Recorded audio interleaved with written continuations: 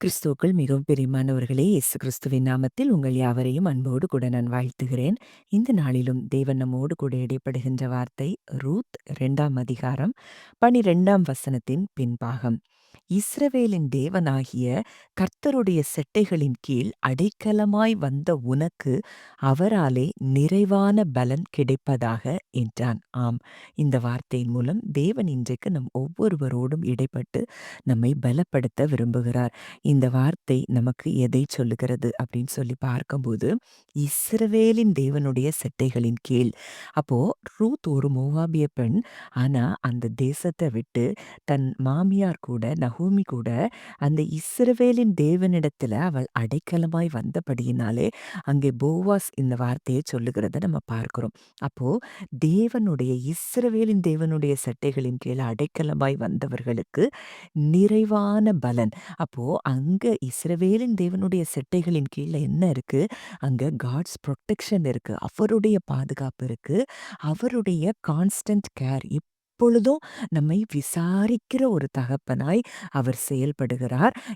எப்பொழுதும் நமக்கு எந்த குறைவும் இல்லாதபடி வழிநடத்துகிற ஒரு தேவனாய் அவர் இருக்கிறாராம். அப்போ இன்றைக்கு நீங்களும் நானும் எங்க இருக்கிறோம்? இதை கொஞ்சம் யோசித்து பார்க்கும்போது நம்ம எபிரேயர்ல பார்க்கிறோம் 12வது அதிகாரம் 22, 23, 24ல நீங்களோ சியோன் மலையினிடத்திற்கும் ஜீவனுள்ள தேவனுடைய நகரமாகிய பரம எருசலேமினிடத்திற்கும் 1000 10,000மான தேவதூதர்களிடத்திற்கும் பரலோகத்தில் பேர் எழுதியிருக்கிற முதற் பேரானவர்களிடத்திற்கும் யாவருக்கும் நியாயாதிபதியாகிய தேவனிடத்திற்கும் பூரணராக்கப்பட்ட நீதிமான்களுடைய ஆவிகளின் இடத்திற்கும் புது உடன்படிக்கையின் மத்தியஸ்தராகிய இயேசுவின் இடத்திற்கும் ஆபேலினுடைய இரத்தம் பேசினதை பார்க்கிலும் நன்மையானவைகளை பேசுகிற இரத்தமாகிய தெளிக்கப்படும் இரத்தத்தின் இடத்திற்கும் வந்து சேர்ந்தீர்கள். வசனம் தெளிவா சொல்லுது. நம்ம இன்றைக்கு அவருடைய செட்டைகளின் நிழலுக்குள்ள வந்து சேர்ந்துட்டோம். இன்றைக்கு தேவனிடத்துல வந்து சேர்ந்துட்டோம். அவருடைய இரத்தத்துக்குள்ள நம்ம வந்து சேர்ந்துட்டோம். 1000 10,000மான தேவதூதர்கள் இருக்கிற இடத்திற்குள்ள நம்ம வந்து சேர்ந்துட்டோம் அப்படின்னு சொல்லி இந்த வார்த்தை தெளிவாய் சொல்லுகிறது. அப்போ இன்றைக்கு இந்த வார்த்தை உணர்த்துகிறபடி இன்னைக்கு நம்ம அவருடைய செட்டைகளின் நிழல்ல வந்திருக்கிறபடியினாலே நமக்கு அவராலே நிறைவான பலனைத்தான் நாம் பார்ப்போம். இந்த நாள்ல இருந்து நீங்க இதை விசுவாசிக்கிற உங்க ஒவ்வொருவருடைய வாழ்க்கையிலையும் நிறைவான பலன்களை நீங்கள் நிச்சயமாய் பார்க்க ஆரம்பிப்பீர்கள். நம்ம வேதத்துல பார்க்கிறோம் இஸ்ரவேல் மக்களை அங்கு வனாந்திரத்துல வழிநடத்தும் போது அங்கே ஒரு குறைவும் இல்லாமல் தேவன் அவர்களை வழிநடத்தினதை பார்க்கிறோம். அவங்க உண்ண வானத்துல தூதர்கள் உண்கிற உணவை அவர்களுக்கு கொடுத்ததும் அல்லாமல் அந்த கான்ஸ்டன்ட் ப்ரொடெக்ஷன், பகல்ல மேகஸ்தம்பம், இரவுல அக்கினி ஸ்தம்பம், உண்கிறதற்கு உணவு, இறைச்சி, தண்ணீர். அது மாத்திரம் இல்ல, எந்த இடத்திற்கு போனாலும் அவர்களுக்கு விசேஷித்த ஒரு பாதுகாப்பையும் தேவன் அங்கே வைத்திருந்ததை பார்க்கிறோம். அப்போ இன்றைக்கும் அதே தேவன் தான் நாம் ஆராதிக்கிற தேவன். இன்றைக்கு அதே தேவனுடைய செட்டைகளின் நிழலுக்குள்ள தான் நம்ம வந்திருக்கிறோம். நம்ம பார்க்கிறோம் அந்த வனாந்திரத்துல அவங்க இருக்கிற வரைக்கும் அவங்க போட்ட ட்ரெஸ் சின்னதாகலையா, அவங்க கால்ல போட்ட செருப்பு சின்னதாகலையா.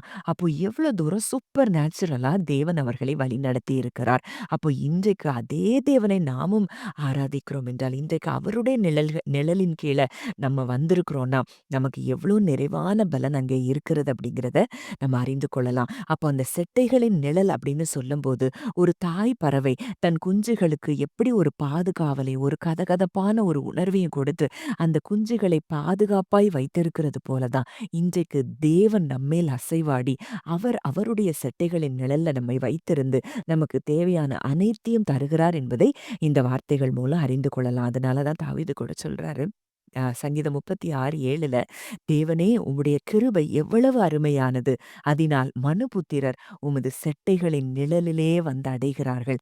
அப்பா, உங்க கிருபை அவ்வளோ பெருசு, உங்க அன்பு அவ்வளோ பெருசு, உங்க ப்ரொவிஷன் அவ்வளோ பெருசு, உங்க ப்ரொடெக்ஷன் அவ்வளோ பெருசு. அதனால மனுபுத்திரர் உம்முடைய செட்டைகளின் நிழல்ல வந்து அடைகிறார்கள் அப்படின்னு சொல்றத பார்க்கிறோம்.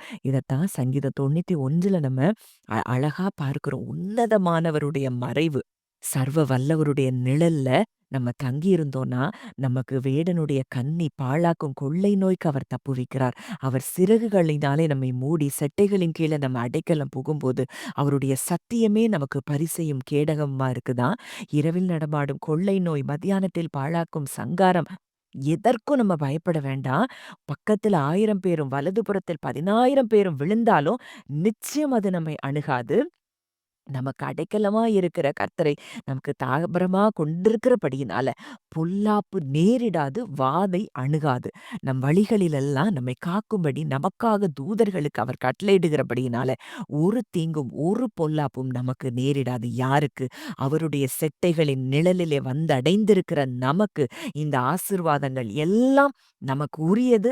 இதை யாரெல்லாம் விசுவாசித்து அப்படியே இந்த வார்த்தையை ஏற்றுக்கொள்றீங்களோ, நிச்சயமா இந்த அத்தனை ஆசீர்வாதங்களும் நமக்கும், நம் குடும்பத்திற்கும் உரியதா இருக்கிறது. இந்த வார்த்தைகளின்படி கர்த்தர் உங்கள் ஒவ்வொருவரையும் ஆசீர்வதிப்பாராக.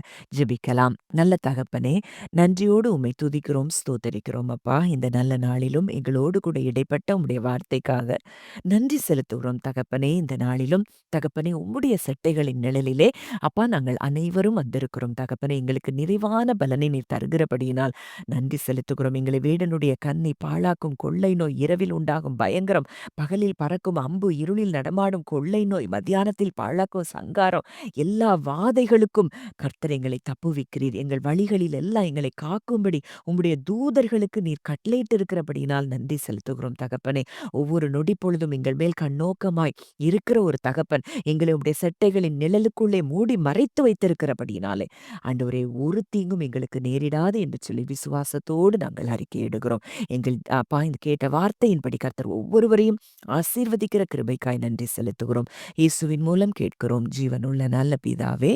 ஆமென்.